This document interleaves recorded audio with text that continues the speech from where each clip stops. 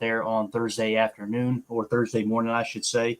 But I just want to say thanks for joining us. And Ryan, man, this was a fun week, dude, of football. I know it was frustrating watching the Tampa Bay game live. I'm sure your blood pressure was up just like mine. And when everything, kind of concluded, it was just nice to be on the winning side of one of these weird games. You know what I mean? Yep.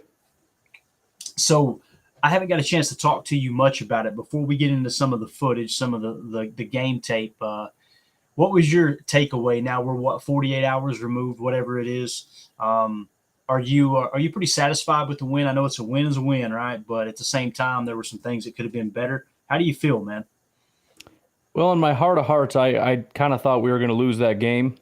And just to see them come out and they almost blew them out right out of the gate. I mean, we almost scored 21 points like it was nothing. I know it got a little rocky there. It's crazy how that can happen if you don't have a rhythm. You can have two good plays and get yourself into a 3rd and 1, and then something just kind of goes wrong. One guy misses a block or somebody runs a wrong route or there's a penalty, and it just blows up the whole thing. And it just seems like they kind of lost their rhythm, but defense was great. Special teams is about as good as I've seen special teams in I don't know how long for the Green Bay Packers. So it's growth. And the most important thing is against a very prominent opponent, we got the win, and that we continue to grow from this because we got some slightly less talented opponents coming up. Absolutely. That's the awesome thing to me too. You hit the nail on the head. Just the fact that, we come away with this win here, which I kind of had chalked up as a loss. And then obviously going into playing New England, I think I said on the podcast, I've got it in my mind we're playing in New England for some reason, but we're actually, obviously it's at Lambeau. That was one I kind of looked at like, I don't know, man. You never know with Belichick and Mac Jones in his second year. Well, now Mac Jones, obviously, I think it's pretty much all but confirmed he's not going to be able to play in that game. I mean, look on his face, his leg was hanging off, it looked like. But with that being said, man, this feels like, I know any given Sunday, I get it, but man, this feels like a slam dunk win now. So all of a sudden, We'll see what happens though. We don't want to send any bad jujus out there for sure, but it's looking good, man. Everything's kind of falling into place. But let's geek out over some footage here, man. And guys listening on the podcast, we're going to do our best to describe to you in audio form what we're seeing, and really the whole purpose of this is for all of us to come away with a little bit better understanding, I should say, as to what the Packers are trying to do to attack opposing defenses. And I'm going to go ahead and share my screen here. Ryan, you just let me know if you can't see it. Make sure everything's all right here. But the first thing we're going to look at, we're going to start off with a little funny clip here, dude. And describing, for the folks at home, this was a formation where it was it looked like a trips left formation. And you had Romeo Doubs to the far left, you had Alan Lazard in the middle, and you had Randall Cobb in the inside, what would probably be technically the slot. And I just want to play this for you, Ryan. Look at this right here. Watch Lazard on this play. For those of you listening, basically Cobb runs a quick flat route to the sideline, and Lazard just absolutely cleans his guy up. Jeez. When you freeze frame it like that, I think he went unconscious for a few seconds there. I'm telling you, dude, look at his head. His head ragdolled. Oh my God, dude. I seen that come across the Twitter feed, and I was like, my goodness, put that on loop in one of those digital picture frames right next to the wedding photos, dude. That is just unbelievable. And when you watch it in real time, like Lazard, you could tell, man, Lazard was out for blood in this game. And watch it right here in real time. We're just going to loop it here. Look.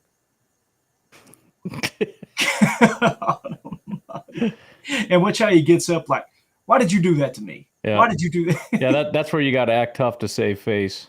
Exactly. You got to do something. I know that. So, all right, let's get into the first play here, man. This came in the first quarter. There was 5 minutes and 17 seconds left. It was a 3rd and 6 play. And the play call is formation-wise, 11 gun, doubles tight, strong left, Y off, flex, halfback weak. All right. And just to kind of describe it, it's a little bit hard to see because we're in the all 22. It's zoomed out pretty far. But again, to describe the formation, you have 11 guns, so 11 personnel. That's 3 wide receivers, 11 meaning 1 running back, 1 tight end. You got 3 wide receivers, and it's doubles tight. So you got doubles up top. You got tight down here at the bottom. You've got strong left, which means the tight end is lined up on the left side of the formation Y off. Okay, so he is the Y receiver. The tight end, is the Y, and he is playing off the line of scrimmage. And it's also flex because he is detached from the offensive line. Halfback weak simply means the halfback is on the opposite side of the tight end. And you see Aaron Rodgers do this quite often. And I really don't know the correct terminology of what this is called. But I know they used to have a thing. It was kind of a wing look, they called it. Maybe that's the proper terminology, Ryan. But they basically got the halfback 1 yard behind the offensive line. So he's in front of Aaron Rodgers, but offset to the right, which would be the weak side. And it's obvious he's just there to chip block and maybe get out into a route. But we're going to roll this forward because originally what I noticed was this was supposed to be a flood concept. And what I mean by flood, starting from left to right, guys, for you listening on the pod, you have Alan Lazard as the far left receiver. You got obviously the tight end next to him, offset in the flex position there with the Y off. And then on the opposite side of the field, you have Dobbs in the slot and Cobb up top, which would technically be the Z. Lazard would be the X at the bottom of the screen. Okay, so we're going from right to left for those of you listening. Now, with the flood concept, basically what you're looking to do is Tunyon in that inside position there at the bottom, Ryan, he's going to clear out, and Lazard's going underneath. So he's running somewhat of a drag or a crossing route, and then Tunyon's coming right across the backside there with a deep dig. That's what you call a flood concept, and it's going to be complete because if you watch Dobbs at the top of the screen there in the slot, he's going to run a corner route, what's supposed to be a corner route, and it was originally a flood, in my opinion. That's what the combination looks like, because I think Cobb was supposed to run a fly route. He was supposed to clear out. But what's so cool about this, and the reason I don't give the actual play name, I just gave kind of the formation set, is because on the fly, this was an adjustment that Aaron Rodgers and Randall Cobb made. Ryan, it's kind of hard to see, but if you look at the very top of the screen, look at Randall Cobb. You can see his white gloves. Watch his right hand. Flash right there. You see it? Oh, yeah. It's a little signal, right? And what he's doing is he's telling anybody who's watching, whether it's Dobbs or Rodgers, kind of hard to see here, okay, I'm going hot. Because the reason he's going hot, watch that inside corner there on Dobbs. He's showing blitz, just that little step. See him cheating? Right there over Dobbs, just cheating just a touch. So they recognize this is a cat blitz. This is a corner blitz. So what's going to happen is Cobb's going to break off his fly route, that streak, that's a part of that original flood concept, and he's just going to run a smoke route. They read the cat blitz, so you see the corner break. Cobb breaks it off to a smoke route. Rodgers sees it, hammers it home. And of course, Cobb, man, right here with this move, Ryan, my goodness. I mean, he looks rejuvenated this year. He really does. So that's the best that I can come up with as far as diagnosing this play. And this is a perfect example because we hear about Rodgers talking about once we get into the regular season, the offense changes. It's going to come down to, and he said on the Pat McAfee show a couple of weeks ago, he said, it's not about what to do, it's why you're doing it. And the why right here is definitely them recognizing that corner blitz and motioning, signaling, whatever you want to call it. And watch Dobbs, he doesn't run a sharp corner route as a part of this flood. You can see he recognizes something. See how he throws his hand out? Look at Dobbs right there. He's even recognizing it. It's like he's pointing like, hey, this looks like a blitz. Now, he doesn't even run his corner route. He just kind of looks back and is kind of seeing, okay, do I need to be a safety valve for Aaron Rodgers here? So I just thought that was really cool. I thought that would be a neat one to break down because, we like to break down the schematics and how this stuff comes into play from LaFleur's systematic standpoint. But in this situation, this is one of those plays where Aaron just on the fly with Randall Cobb, they recognize something and make the play. What do you think about that, man?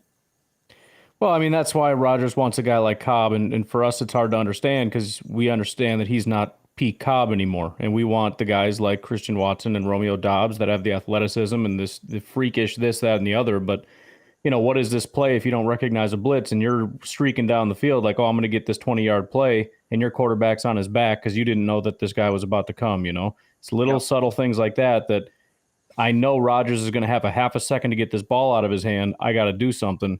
And Rodgers Cobb being on the same page, it's critical for these types of things. And the run after the catch is just a little bonus. He's always been so good at that. He's such a violent, you watch him run and it's like, man, I know he's a smaller guy, but I feel like he's one of the last guys I'd want to plow right through me because he runs with such violence every single time he touches the ball. Absolutely. And it's something that comes natural to him and I say that because I watched his entire career at the University of Kentucky. He was probably my favorite player of all time to watch play at Kentucky. And he came in his freshman year and played like this. He played with just that natural instinct, that quick burst, and like you said, that violence. I mean, he runs kind of like a mix of A.J. Dillon and Aaron Jones with his running style. And, I just love Cobb. Now, here's the fun part, though. As we talked about Lazard, guys. I was just going to say, if you weren't going to say it, I was. This is the best part, man.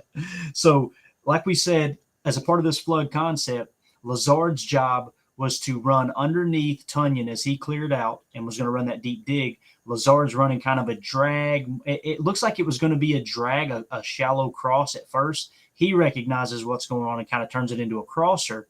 And as he does, Cobb makes the catch. He's now at the middle hash marks, and Lazard just says, you know what? I'm going hunting. He goes straight across the field and absolutely annihilates a cornerback.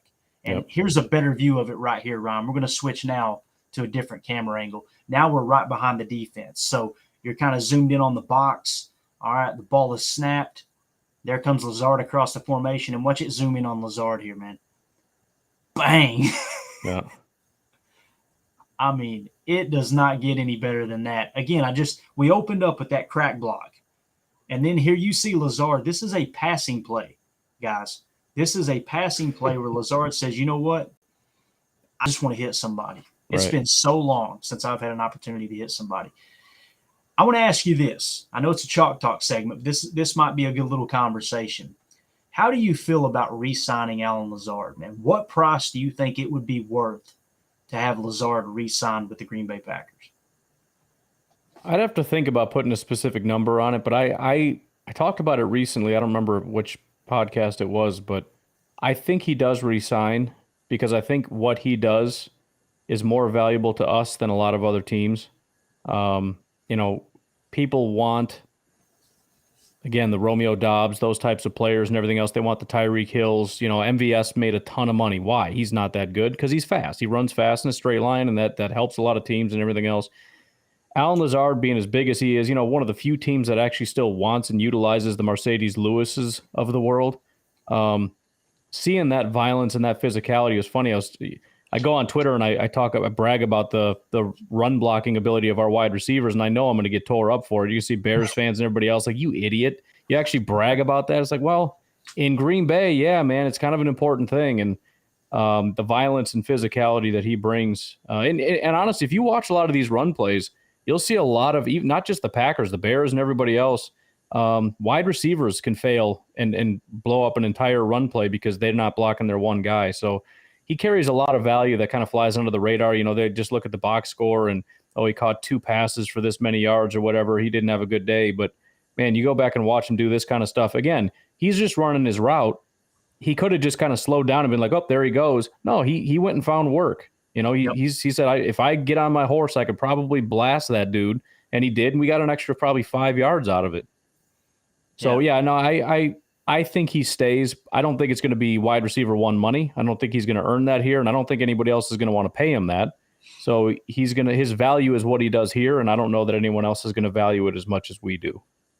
Absolutely. And obviously there's no restricted free agent tender that's going to be able to be applied. So he's going to hit the open market if he's not re-signed before then, which I don't know if I expect him to re-sign before then, but I think it's going to be one of those situations kind of like with Aaron Jones, where they're going to let him go out and test the market.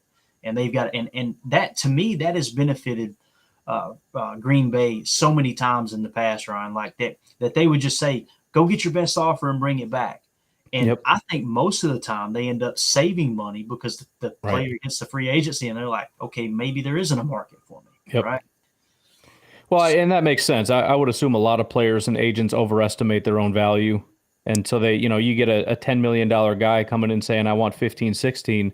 And they kind of just like, look, I tell you what, just go poke around, make some calls and come back to me in a week and see where you're at. And I'm sure they come back with their tail between their legs in a week or two saying, all right, let's have a conversation. Can we bring it up a little bit, please? I'm sure that Exactly. happens all over the league. Definitely. Yeah. So again, guys, that was in the first quarter, 5:17 left. That was a 3rd and 6 play. We were down 3-0. Okay. And again, the play call was 11, or the formation, I should say, 11 gun, doubles tight, strong left, Y off flex, halfback weak. And I believe it was originally a flood concept that obviously went hot because of the corner blitz there. It's just, I mean, it's just a byproduct of having a veteran, all-pro, back-to-back MVP quarterback and a receiver that, nobody's going to try to stretch it and say that Randall Cobb is a Pro Bowler, an All-Pro by no stretch of the imagination. But when you're on the same page with the quarterback, and these are the things that Aaron talked about, I know that Randall Cobb, and I'm a big Randall Cobb fan. I'm the biggest, I'm the president of the Randall Cobb fan club. But I know he was asking for too much money when he hit free agency, but could you imagine if he had stayed in Green Bay? I mean, if he comes back and after 1 year of being back, they're already back on the same page like this. It's amazing, man. It really is. So again, that was the play. We're going to go ahead and switch it over here now. I've got another one pulled up. This one's a fun one as well. Let me get the right play call on the screen here. All right, there that is. All right, so this play here came in the second quarter, Ryan. There was 5:57 left. It was 1st and 10, and the formation was 11 gun, trips left, strong right, halfback weak, and it was a zone right bubble looky alert. Okay, and I'm going to explain what I mean by that. So let's go to the tape here, and again, with that formation, that set, guys, 11 guns, so it was 11 personnel, 1 running back, 1 tight end, 3 wide receivers. It is a trips left, meaning all 3 receivers are lined up on the left side of the field.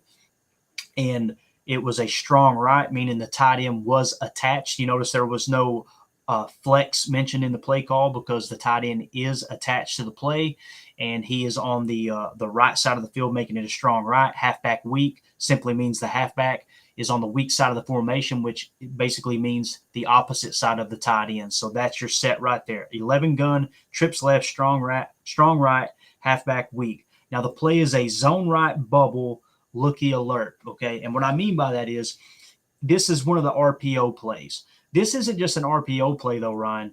RPO would be, okay, you've got a zone right run, right? And then you've got your bubble RPO action, right? But there's also a looky alert in this. And what I mean by looky alert, if you watch this play unfold, as the ball is snapped, they fake the run action to the right. The reason we know it was a RPO is because watch the center and the right guard pull. That's not a pass blocking technique, right? So they're obviously pulling to the right. They think they're running the ball. They think that A.J. Dillon is right behind them running a zone right run.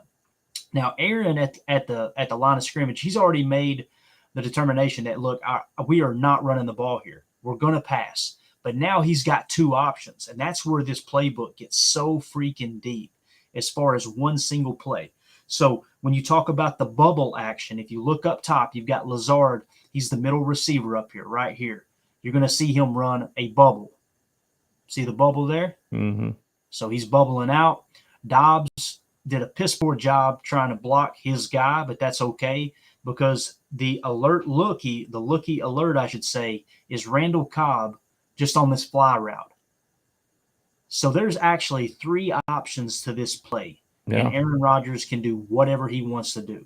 And the fact that it's a zone right run to where no one's getting to the second level other than an eligible receiver in Bob Tunyon, you don't have to worry about ineligible downfield. And that's one thing that really impresses me about this offense, Ryan. When they first talked about bringing in RPOs into this offense a little bit more, I kind of expected there to be a lot of ineligible penalties, ineligible downfield. That's a hard thing to kind of get the timing down on.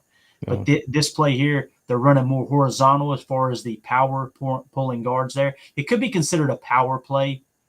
It is zone, but the fact that they've got a center and a guard pulling to the strong side, it could be considered power. But I just love this, man, because Rodgers looks up. He knows from the snap, okay, I'm not running the ball. I may go to the bubble. when the ball's snapped, what he's keying in on is that weak side backer. And by weak side backer, I mean right here. That's opposite the tight end side. Watch what he does. This is what's so beautiful. He takes a step left, then he comes back right, and then he goes back left. Well, I was going to say, that's the guy being stressed right now. I mean, he's got an impossible position. I mean, in this case, the right decision would have been for him to drop, but I mean, he can't win no matter what he does. He was just in a completely impossible position because, I mean, if you hand the ball off, you're doomed. If they throw the screen, you're out of position. But I mean, that's who you're really stressing, is that guy right there. That's crazy. It's wild, isn't it? And this falls into the category of, he didn't know whether to crap or go blind, so he closed one eye and farted. This is it right here. Like, he is being asked to help attack the bubble, and you can see him glance over right there. He kind of takes a peek. He's being asked to, first of all, he's got to stay, with gap integrity to the run. He's got to play that. So as soon as the ball is snapped, Rodgers gives a little run action. He slides left, thinking, okay, I've got to seal off this B gap left, the cutback lane, right? And as soon as he realizes, okay, they're not running, crap, I got to help with the bubble. And then when he gets to that point, now he sees Rodgers staring a hole through him. And he's like, wait, is he going to Cobb? Well, and it almost looked like, it's kind of hard to tell, but it looked like for a half a second, Rodgers peeked over to the bubble, and that's what caused the linebacker to kind of start going that way. But I can't imagine how much his brain just broke when you see that bubble, but you also see Randall Cobb just go screaming past your right arm. Like, I feel like this is going to be, I don't know what's going to happen, but I feel like this is going to be a problem. Yeah, you nailed it too. Right here, man, he is staring the bubble down. Yeah. He is completely staring the bubble down. And I mean, this right here, and even also even right after the handoff, he's kind of like cocking his arm. Yep. Absolutely. And then he turns. He cocks it, and that makes him, that's really what made him jump back to the left. And then he turns, plants, and throws that way. Look at that accuracy, man. Yep. You said it a couple podcasts ago, man. There is nothing wrong with Aaron Rodgers' accuracy. Right. He looks as accurate as he's ever been. And really, the issue has been the offensive line. Mm-hmm. Once we get that settled in, and that's what's so funny, man. I'm as guilty as anybody. I'm like, what? God, if we could just get this offensive line blocking. Think of everything they've got to be aware of with what we just talked about. Right. It's amazing. Well, and too, there's a lot of times I'll go back and look at stuff and I want to scream at a guy, but some of these guys are put in real tough positions. And that's what makes me think about PFF too. It's like, sometimes Runyon gets a really good grade, and it's like, okay, well, he and Bakhtiari are on a double team. On the other end, you got, Jenkins is supposed to get to the next level on a linebacker that's about 5 yards past him, and somehow he's supposed to cut him off. So, I mean, obviously he's going to get the bad grade while the guy getting the double team's getting a good grade. But, I mean, these things take time, and some of these guys are put in real tough spots to be able to win. But I think there is a lot of good. As much as it's kind of frustrating to see Rodgers constantly under pressure, it just takes one guy kind of getting beat for a half a second for Rodgers to be like, get panicky, get jittery, and have to get the ball out of his hand. Yeah, absolutely. And again, you can watch Royce Newman and Josh Myers on this play until they think it's a run. Like, it's at this point that Josh Myers is like, okay, why is this guy looking away from the play right now? Well, I tell you what, I don't know that Dillon doesn't get a good chunk of yards there. I mean, I'm a little curious about whether Elton's going to win that, but I think he gets through there. I think he gets a bunch of yards. That's set up pretty nicely. Yeah, you're right. Because at this point, that guy that Elton's, fighting in the trenches, he knows it's not a run right here. Right. Yeah, he's pulling off a little bit. Maybe if he keeps pushing, it might have gotten blown up. But I see what you're saying, though, because as far as a hat count, I mean, they had the hat count. Right. You're right. And to be honest, to be 100% transparent, Rodgers kind of forced this pass. But again, what he's already made the decision to go away from the run. So now he's like, okay, I just got to hold this guy just long enough in that bubble. And you got to feel good about it. You know what I mean? I mean, just the situation. I mean, you look to the bubble first. And if they got a good block, then you can throw it. If not, you only got one guy that's going to be able to save his life. I mean, the success percentage in his brain watching this setup had to be 90%. We're going to get a big play on this. So, I think pre-snap he knew I'm not handing the ball off. I don't really care how good of a job they do blocking. Yeah, because again, he sees he's got this will linebacker, this Yeah. weak inside linebacker on an island. He Yep. knows I've got the numbers game here. It's just, do I want to go to the bubble or do I want to go to the little streak there, little fly route to Cobby? And Cobby knows what's coming right here. He sees. Oh yeah, he's just trying to find the sweet spot. He knows that ball's coming to him. Yeah, absolutely. And that's the stuff that Rodgers was talking about when he's like, it's, when it's easy to go, all right, we need to play our players in the preseason, but until you get into these situations, that's where you really learn, all right, here's how the offense is going to adapt.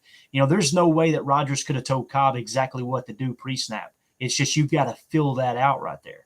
And there's a lot of option routes that are involved in this offense, and that's something I don't completely understand, nor do I try to pretend I do. But this is a very, very complex approach. But again, you've got 3 options on one play. Yep. And that's exactly what Rodgers was talking about the other day when they asked him, how often do you change the play at the line of scrimmage? And he's like, well, I've got complete freedom. But basically in a nutshell, what he said was, there's a lot of different things going on. Kind of like Brady. I got a lot of crap going on. Yep. But yeah, that's it's impressive. And again, man, it's setting up like, okay, this could have been a zone right run or a power run, however you want to list it, with the guard in the center pulling.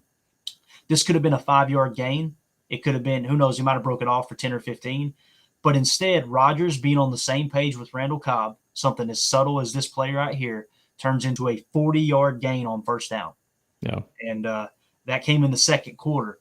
Now, think about in the late in the third and early in the fourth, Ryan, when I was in the chat and I was going absolutely ballistic, like, the clock is our enemy here. The clock is our opponent. Let's run the ball. Let's run the ball. But when these plays happen, you don't hear Clayton go, why did he throw that pass? Right. Right. It's just the way it works. So Yep. I thought that was a really cool look. Again, guys, that play was 11 gun, trips left, strong right, halfback weak, zone right, bubble, looky alert. It could have been power right, bubble, looky alert. And all coaching staffs have a little bit different terminology. I just want to be able to break this down in a simplistic manner to help people understand, okay, here is exactly what's going on in the play. That's why sometimes, Ryan, I use the archaic approach of just using the number system when it comes to play calls too, from left to right, the number routes. It's a fly, if it's a fly route, okay, it's a 9 route. If it's a 9-1-8, so it's a 9-18, whatever, rather than using, strike or, Haas, whatever all these combinations are. Every offense is just a little bit different. But, so that's your Chalk Talk segment. Hope everybody enjoyed that. And what we're going to do is take a quick commercial break. When we get back, we're just going to talk a little bit about this Patriots game coming up and kind of set the stage for that. But like I said, let's take us just a quick commercial break. All right, Ryan, I haven't got a chance to talk to you about this Patriots game much, man. And, it's funny. I opened the show up kind of sounding very, very confident. You never want to write Bill Belichick off, obviously. Right. Their defense has played pretty solid. It really has. But I want to kind of test the waters with you, man. You got New England coming into Lambeau. Obviously, we're coming off a big win. I think the Packers have a lot of momentum. At least that defense does, for sure. Yeah. With the New England Patriots, their offense, scoring-wise, is ranked 25th at 16.7 points per game. Their defense is 22nd, 23.7 points per game. The game that stood out to me where they put the best game together was against the Pittsburgh Steelers in week 2, but we know they don't really have a quarterback. Yeah. What do you think, man? Are you feeling pretty good about this one? I am off the top of my head. I know that their offense is the biggest thing that's been struggling. And, Tampa's kind of the same way. Chicago's kind of the same way. So it's not as though, we shut down powerhouse offenses. Now we're getting a weak one.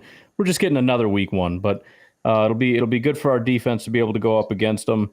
But what you said about Bill Belichick is exactly right. And one of the predictions I made, I went the wrong direction this past week.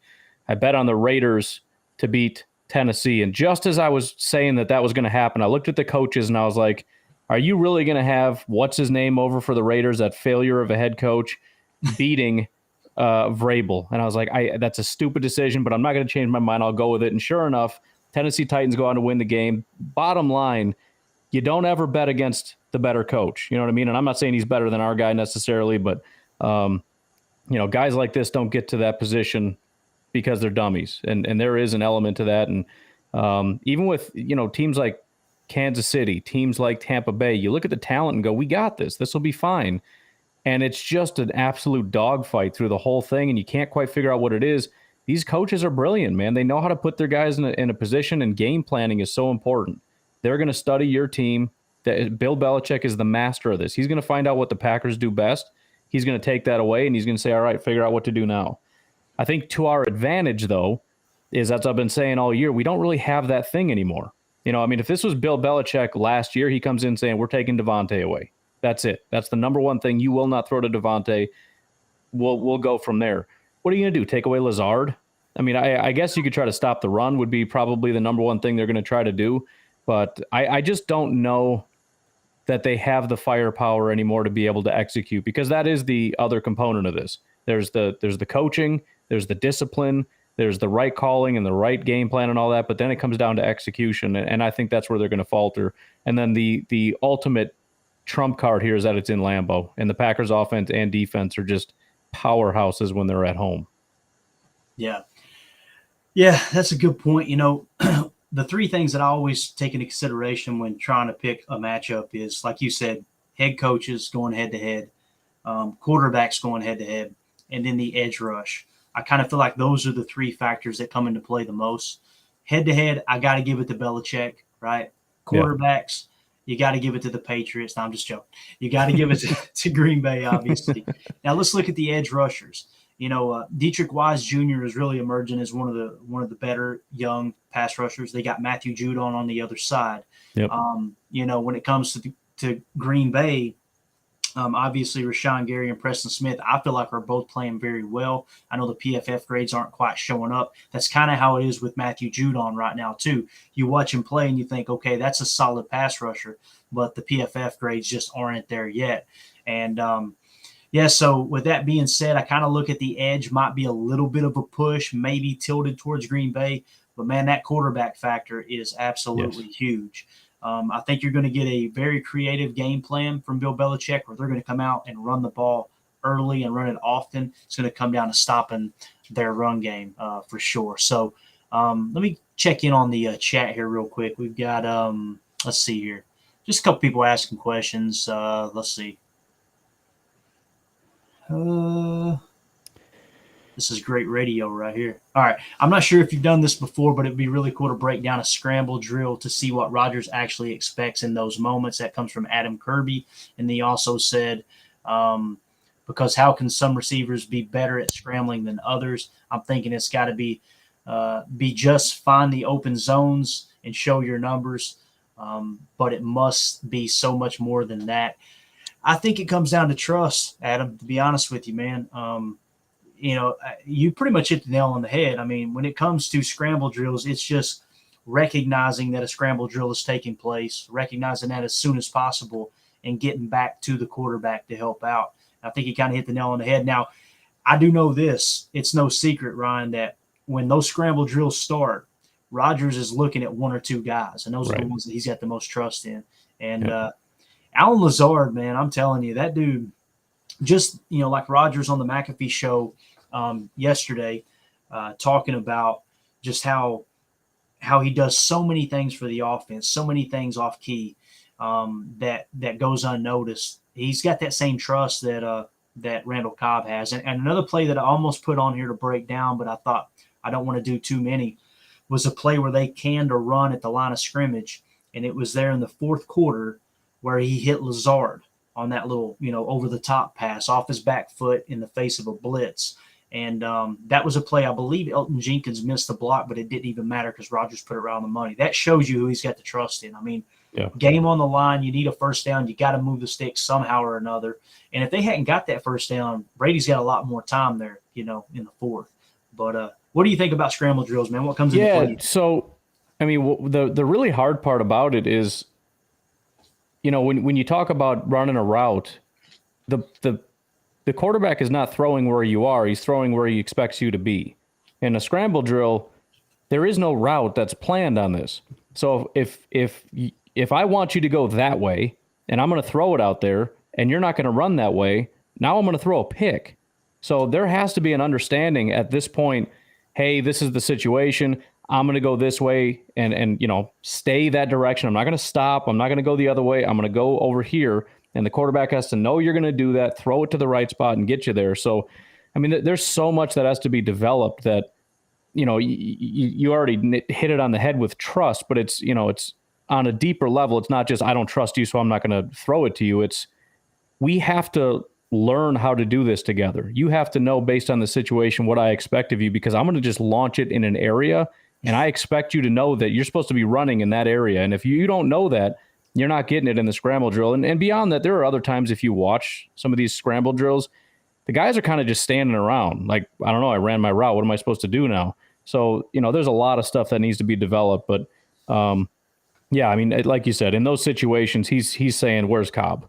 Right? It's where's my buddy Cobb at? Because that's where I want to go. Because, if there's anybody, and maybe it's not quite that way anymore, but I remember back in the day, man, he and Jordy especially, but Randall Cobb, man, he was something else in those scramble drills. The mind meld that those two had, it was something. It was almost like it was better after the play broke down. It was incredible what those guys did. Yeah, I completely agree. And that's what's so cool about Dobbs too. Like you see Aaron has that with Randall Cobb big time. You see he's got a little bit of that with Alan Lazard, even in the short time they've been together. Not as a couple, but on the field. But Dobbs, you can tell he doesn't have that trust in Dobbs yet, but everything they're doing with Romeo Dobbs is within the structure of the offense. And man, Dobbs is, I'm telling you, he's quickly earning that trust. It's only a matter of time. And Aaron said it yesterday on the Pat McAfee show there on Tuesday. He said, Romeo is very, very studious, right? Mm-hmm. And he's always asking questions. And he said, Aaron kind of cut himself off. He said, when he's quizzed by the coaches, and he kind of said, when he's asked a question in a meeting, he's always got the right answer. So he's on the right track, man. I did not want to buy into the Romeo Dobbs hype too much because same. I'm like, there's a reason he fell in the draft. Yep. Typically that happens with your Antonio Browns and Tyreek Hills because there's some kind of personal character. Issues. Yep. Yeah, character, right. And with Romeo, man, you hear him talk, and it sounds like he came from a rough upbringing too. He just looks like he appreciates the game for everything it is. He appreciates the opportunity. He keeps his head down. He keeps his mouth shut. And he's just out there to work. But could you imagine, man, how exciting it's going to be when he develops that chemistry with Aaron Rodgers? And not only that, with the offseason and how everything unfolds, if Aaron does come back next year, you've got him working with Jordan Love in the offseason. They can start to develop that a little bit more as well. Yeah. That's exciting stuff. But what do you think of Romeo, man, in that performance? 8 targets, 8 catches. Well, I mean, I'm with you. I wasn't trying to buy into it because fans do that every year. Half the draft, I mean, it's probably more than half the draft. 90% of the guys that got drafted, somebody's really high on them. There might be one that everybody hated or whatever, but, there's 7th round guys, 6th round guys. So when I heard a patch, there's a small Romeo Dobbs group that was like, this guy's going to be special. It's like, all right, we'll see what happens. And I even went through the numbers. I'm like, here's the number of 4th round wide receivers that are Hall of Famers, and it was like 1 or 2. I mean, it doesn't happen. These guys don't succeed in the NFL. So I didn't want to write them off, but I was like, just let's temper our expectations. But no, I mean, I don't know what's missing. The guy can seemingly do everything. And we talk about trust being a big factor because he's already proved that he's got the athletic ability, the hands, the speed, all that stuff.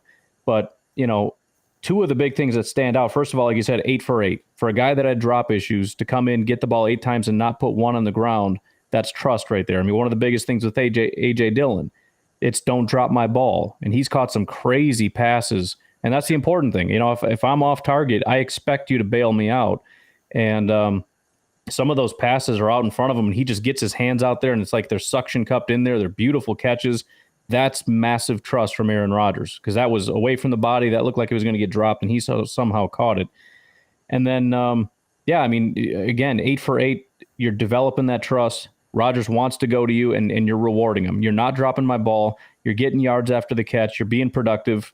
As long as you keep doing that, I'll keep coming to you. So I'm excited, man. I think they're going to, now that he's proved that, I think they're going to start building him more and more into the plans going forward. So I don't think he goes backward is the point. I think he's entrenched in this position. Yeah, I I don't see it either. And what was the big knock on him in camp? It was his hands, right? And now we're sitting here talking about, wow, this guy's got great hands. Like the way he catches the ball, like, what happened, And you got to give credit. You got to give kudos to Jason Vrabel, right? Because, I mean, he's the one that's been working with him. And there's not a Devontae Adams in the room to help provide that veteran leadership from a superstar standpoint, right? Although Aaron did, again, yesterday on the McAfee show, talk about Alan Lazard's leadership and what he means to the locker room and the young guys.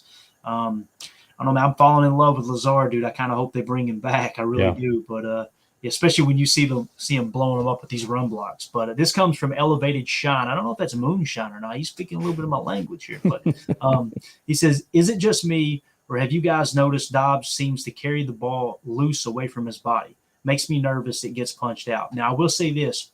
There was a play there. I think it was in the first quarter, Ron. It looked like an RPO alert, and it turned into a slant route.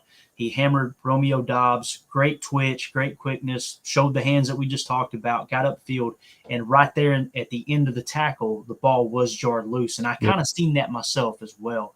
Do you think that's going to be a concern? I think that's probably one of the only areas you can look at Dobbs and say, yeah, he could probably work on that.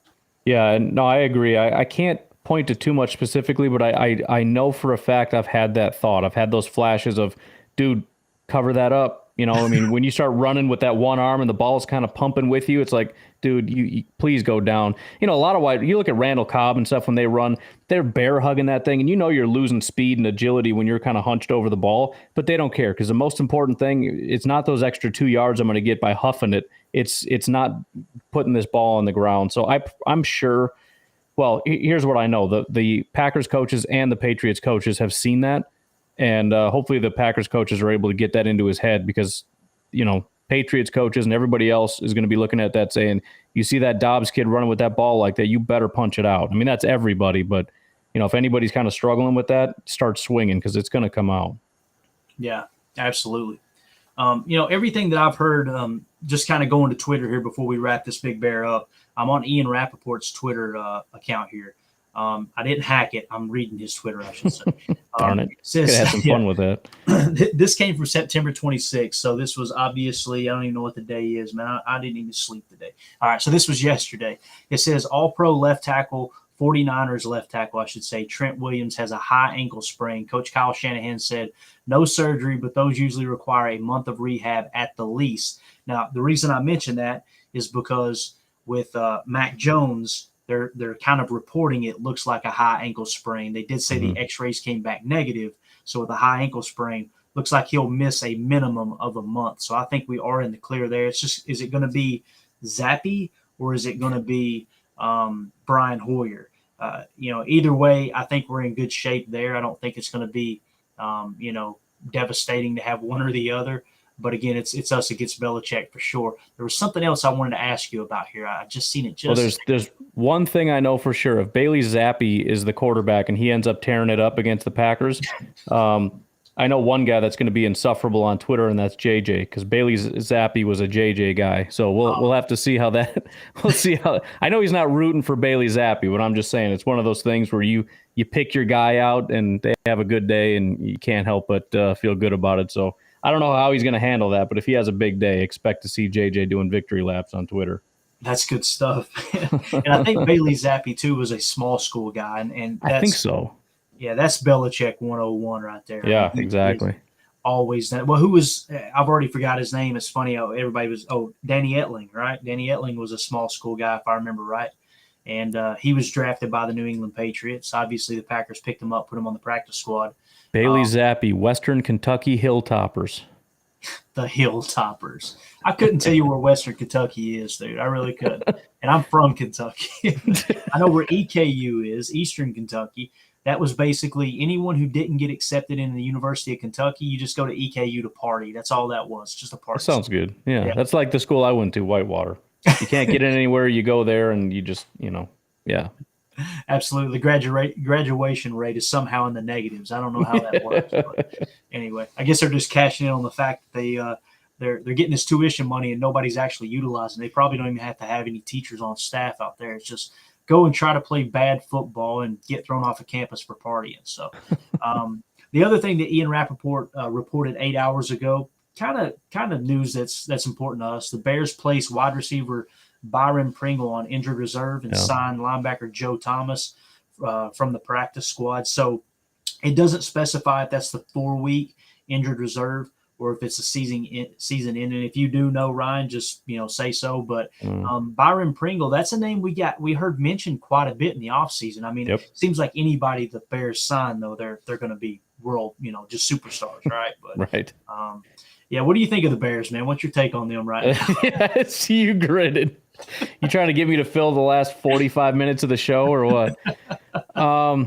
Yeah, I mean, I guess Byron Pringle's kind of a big part of the offense, as big as you can be for a team that's thrown the ball 8 times. But I don't know, man. I mean, it's going to hurt because you need somebody. They're already struggling to throw the ball, but somehow Equinemius St. Brown is their number 1 wide receiver. I don't know how in the world that's happening. Mooney's caught like 1 pass all year. Yeah. So, yeah, I mean, losing Pringle is negative, I guess. It's like you said, graduation rate is negative. Yeah, their passing is already negative. So who knows? Maybe a negative and a negative becomes a positive. I don't know what kind of math that they're doing over there to begin with. So it's a disaster. I've never had more fun watching the Bears. I don't remember watching a team that's this horrible in my life. Just pathetic. The fact that literally they're passing, you have to go back to like the 50s to find a team that has like a run pass ratio like that. I went back and looked at it. They got like 3rd down, 3rd and 10, 3rd and 5. Doesn't matter what it is. They run the ball. Yeah. What are you doing? Why? What are you 3rd and 7 and why are you doing? Oh, that's right. Because your quarterback is garbage and you don't like him and you don't trust him to throw the ball. Okay. Now I remember. That's right. It's Justin Fields is your quarterback. Yeah. And listen, man, I've got to speak up. I've got to tell on myself here. I watched Justin Fields the first few games last year, early in the season. And I'm not going to lie and say that I watched him all year long. But the first couple games, I was like, they might have him something there. Yeah. And I heard everybody bash him from the Packers fandom this offseason. And every time I heard people bashing him, I was like, I think y'all are overreacting. I don't think he's that bad. Let's give him some time. Hey, I'm on board now. I was wrong.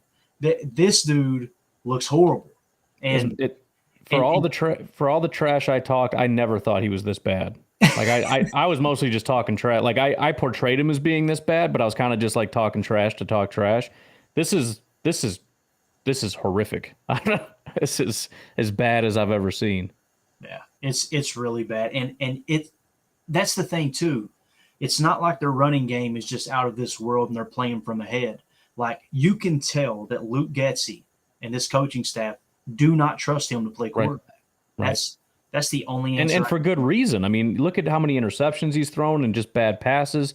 You got the I don't remember exactly, a quarterback school guy or whatever showing plays where it's like he's got 2 guys open and he's standing there freaking out, takes off running, and it's like, I mean, there's so much just wrong. It's not just the accuracy. It's not just the decision making and the mechanics. I mean, it's everything. Everything is wrong with what he's doing, and I'm going to enjoy it as long as I can. I wish it was a Trubisky situation where he stuck around for about 4 years, but I'd be stunned if the Bears don't draft a quarterback next year because I just don't think it's in the cards for him.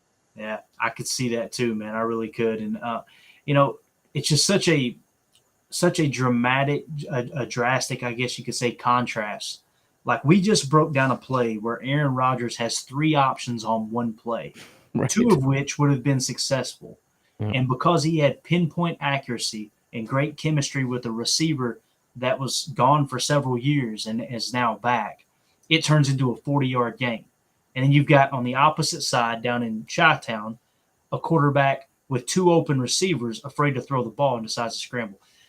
Man, we have been so blessed. I know you know it. I know our listeners listening to my voice right now know it. But it needs to be said again. Thank God that the Green Bay Packers have had the quarterback play they've had for as long as they have. I mean, because you watch some of these teams, man, and it's just like, God, that would suck to be a fan there. But just the contrast between Rodgers and Brady against Fields and Mills last week was a staggering contrast. Right. And you look at what's going on across the entire NFL landscape, like, Indianapolis, they just beat Kansas City. Is that right? Am I thinking right? I think they just beat Kansas City. They just had a huge upset yesterday. And Indianapolis is like 2 weeks ago, I'm going, they're dead. God, they're horrible. How's Matt Ryan this bad? And then they turn around and get a big win this week. And then the Chargers come out, and I know Herbert is hurt, but the Chargers come out and they laid an egg against Jacksonville, which hold up now. Everybody's saying Jacksonville might be the real deal.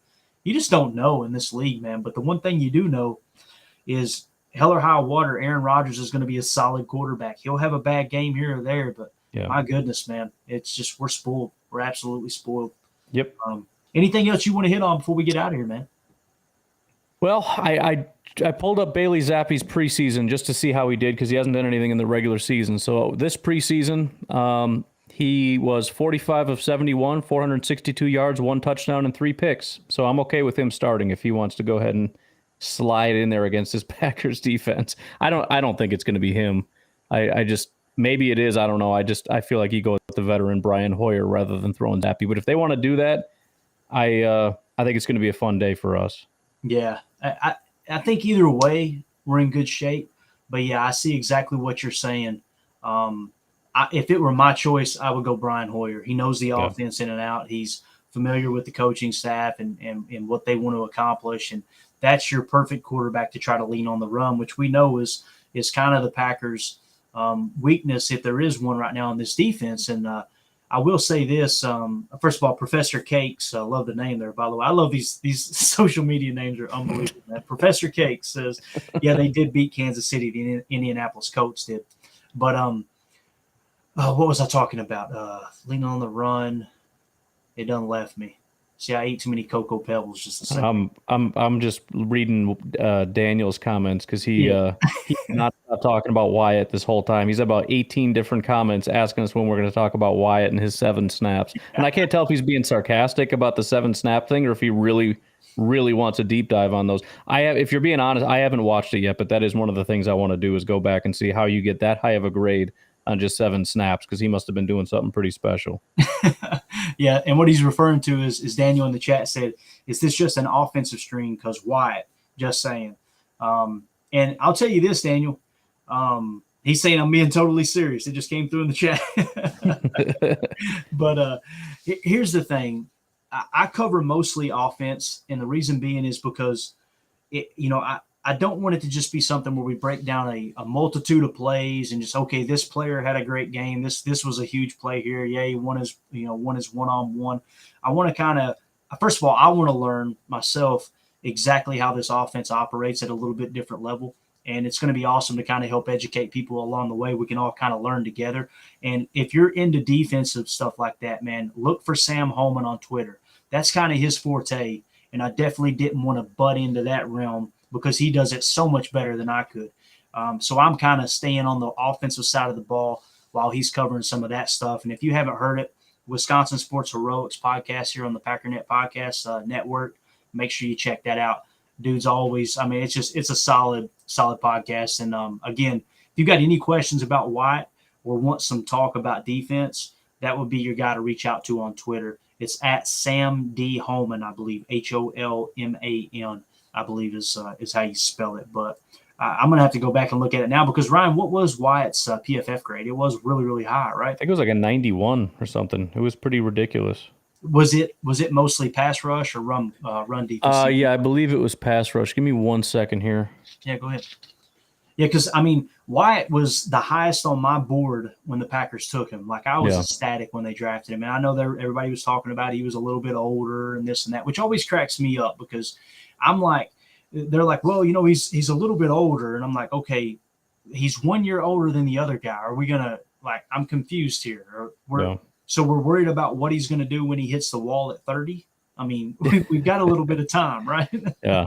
So it was a 90.7 overall grade. His pass rush grade was a 90.7. 5 of his 7 snaps were pass rush. So he had 5 snaps at pass rush and got a 90.7 grade doing it. So we'll have to see what exactly he did, but it must have been pretty magnificent. Yeah, and I remember in camp too that they would talk about. It seemed like every day they were saying something about Wyatt beating a block. I remember him doing a spin move on Sean Ryan, which that's a name we haven't heard in a while, right? Yeah, Sean right. Ryan.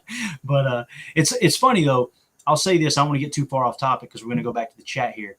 But when it comes to taking multiple swings in the draft, right? I feel like we were the most excited with Sean Ryan. Other than you were a big Zach Tom guy, Mhm. and it's like if we had put all of our eggs in that Sean Ryan basket, we'd be screwed right now.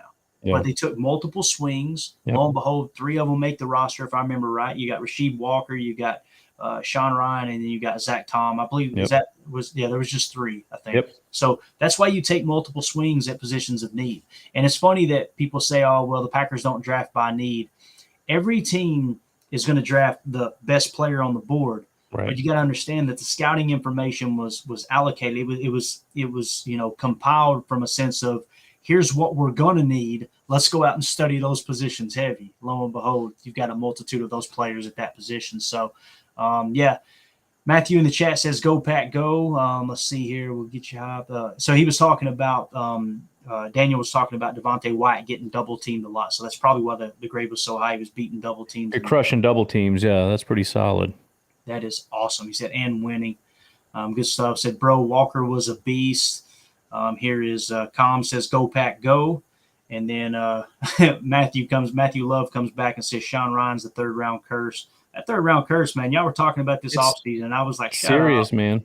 Hey, I'm kind of with you now. Every year, I'm like, it ain't going to happen this year. I like this guy. If nothing else, he's going to be a good run blocker, and it's just it will not die. What was it, like 2013, 2014, the last time we had a third-round pick hit? It was a long time ago. I know this, dude. When we do our draft coverage this year, when we do our live draft stream, when we take our third-round pick, I'm going to have sage burning. I'm going to be like this. Like we've got to do something because you guys were talking about it, man. And I'm like, shut up, y'all are over exaggerating. And then lo and behold, it happens. I'm going, maybe I need to just shut up and listen a little bit here. But it's to the point where it's happened so much that I'm thinking it can't just be bad luck. It's got to be something in the process.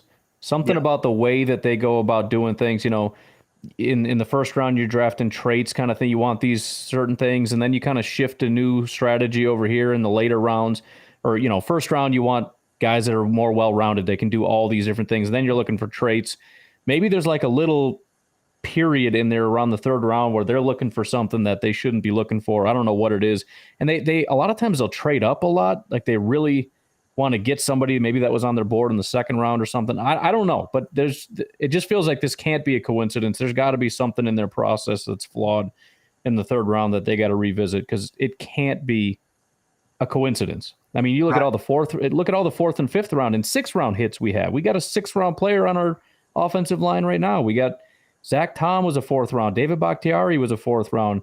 Elton Jenkins was a 2nd round. I mean, every round, 1st, 2nd, 4th, 5th, 6th, even 7th is more successful than 3rd right now. It's something's broken because that doesn't make any sense to me.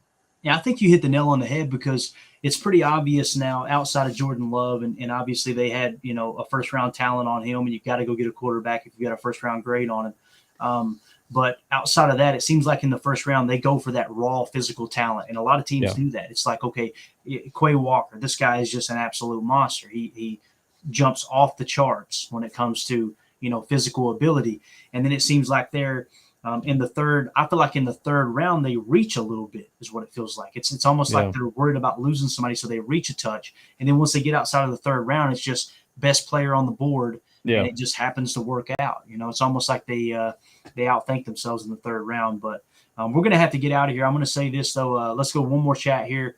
Daniel says, I know it's blasphemy, but I found a Wyatt breakdown video on YouTube, and it's got me excited. Check it out. So, yeah, we'll be diving into some Devontae Wyatt now because I'm telling you, if he emerges with the way Kenny Clark's playing, man, oh man, dude. And Jaron Reed, you know, beating a double team the other day, watching that happen. It was like, where did that come from? Yeah. I won't get into the Holden conversation. I don't know if you're keeping an eye to Twitter or not, but boy, that's rowdy. That is hilarious. Yeah. No, I try not to touch it because I give people such a hard time that complain about the refs because we get hit on that so hard. People constantly, and I'm just like, shut up, you bunch of. So I spend my entire week telling everybody we beat to shut up about the refs. I can't go down that road and complain about it, especially after a win. I'm just like, I would feel very hypocritical in doing that. So I get it, and I saw the pictures, but I'm just going to let other people have fun, and I'm just going to keep my mouth shut on that. You're staying out of this one. Yep, that's not my fight. It's funny because I was going to stay out of it, and I posted those pictures in our Discord chat, and it bothers me because I watch Brady real close, Yeah. and this happens every single week, and it just so happened that I have all these Packer follows that people that I follow, and I see in these screenshots rolling in, and I'm like, I've got like 8 of them in my back pocket, and these are blatant holes. So I'm like, you know what? I shared it in the Discord, and then of course JJ, poking the bear. He says, "Man, you should put that on Twitter." All right, let's do it. Let's see. Just and next thing you know, enter the arena here.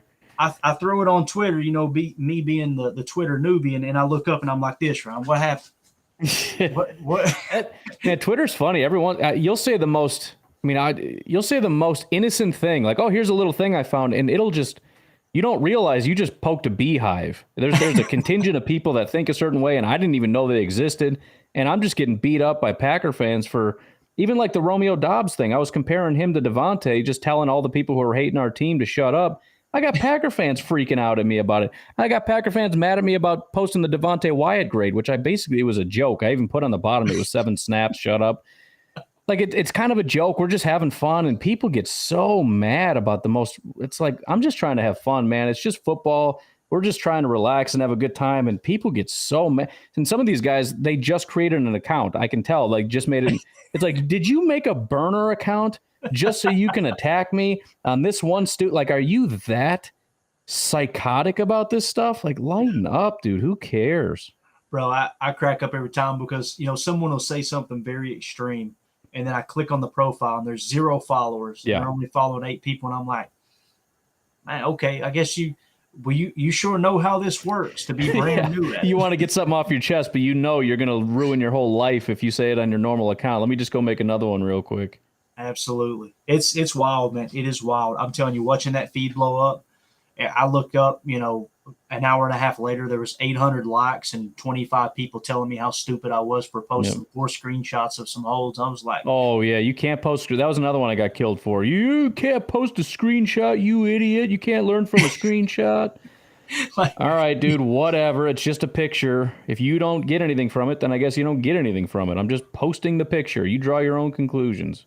Yeah, like they literally had Rashawn Gary in a cross-faced chicken wing, but that doesn't show a hole. I'm like, okay, I don't get it, but it's fun though, man. You just got to kind of, what I'm learning is don't take anything personal, which I don't. Yeah, I try to remember that. And some people get it, you try to like follow it up with a joke, but some people are so entrenched, you joke with them, and then they come back and hit you with a friggin' left cross, and it's like, all right, dude, you want to do this? Let's do this. Because now I'm trying to be nice to you, and now you spit in my face. Like, now I'm really upset. So now and then it doesn't end. Like, I'll sit there all day arguing with this idiot who has 2 followers, and it's like, I can't. It's like I tell myself I'm walking away, I'm not saying anything, and they say something so stupid. It's like, no, I can't leave that alone. I gotta say something. And I know I got people that like have notifications turned on for me that are blocking me now because they're like, this idiot will not stop. He's blowing up my whole feed here. But I have a disorder, man. I can't stop. If you're an idiot, I have to tell you you're an idiot. I'm sorry. I'm broken. I'm just broken that way. Right. And Jacob and I had a conversation about this off air one time, and it was like, it's almost like we expect someone to just randomly in the middle of the argument go, you know what, you're right, man. Thanks for pointing that out. It's not going to happen. I think I've done that maybe twice in my life, but I've never had anybody to me just be like, oh, you know what, you're right. I'm sorry. Absolutely. We got Andy Monday in the house. This is the guy that eats the bad burritos while on his lunch break. He says Ryan's left arm / hand looks awesome against the green screen. It looks like the wizard on the song Remains the Same concert by Zeppelin from 1973. Yeah, where it's got like the trail and stuff. I know what he's talking about. I think I know what he's. Oh, you know what? No, I'm thinking of Black Sabbath. There's like a Black Sabbath. It's probably the same thing. It's a 70s thing. They're all probably the same. Yeah, I haven't listened to much of Zeppelin. Were they on CMT? Because if they weren't, then I didn't catch it. You know what I'm saying? No, they were on BET, I think. Hey, there you go. But yeah, good stuff, Andy. Appreciate you hanging out with us, man. But listen, we haven't talked about anything. Well, hold on a minute. Quam, here we go. I hope I'm saying that name right. Cam 1000 says Twitter is not a real place. Dave Chappelle. It's a Dave Chappelle quote. It's not, man. It's a. I don't know what it is. I don't think Twitter knows what it is, to be honest. But yeah, good stuff. Listen, guys, we haven't said anything productive. We haven't done anything productive in the last 20 minutes. So why are you people still here? Yeah, go go spend time with your family. Okay? Right. You're killing brain cells listening to this conversation right now. But anyway, just want to appreciate everybody for dropping through. Again, if you're listening on the podcast, on the grind there on Thursday, really appreciate you hanging out with us when this does drop. I've got my days completely mixed up. I don't even know what day it is. What is today? Today is Tuesday, right? Tuesday, So yeah, this will something go. like that. Yeah, this will go out tomorrow on Wednesday. But appreciate you guys hanging out with us. And we'll be back. Like I said, I'm heading out of town, Ryan. I believe Jacob's going to try to man the ship there for the postgame show. I'm going to try to call in for that because I'm going to be up in New York this weekend. But if I could put a pod out whenever I can, I definitely will for sure. So, again, thanks for everybody who dropped in. Appreciate you in the comments. Thanks for downloading the pod. Appreciate you listening. As always, let's go out and be the change we want to see in the world. Go, Pat, go. Inches to go. The Vader. 17 to 14. Cowboys out in front.